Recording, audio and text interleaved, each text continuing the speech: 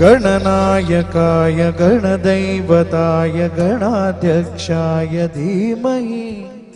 गुणशरीराय गुणवन्दिताय गुणेशानाय धीमहि गुणाधीताय गुणाधीशाय गुणप्रविष्टाय धीमहि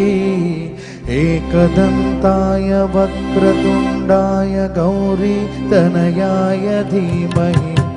गजेशानाय भालचन्द्राय श्रीगणेशाय धीमहि एकदन्ताय वक्रतुण्डाय गौरीतनयाय धीमहि गजेशानाय भालचन्द्राय श्रीगणेशाय धीमहि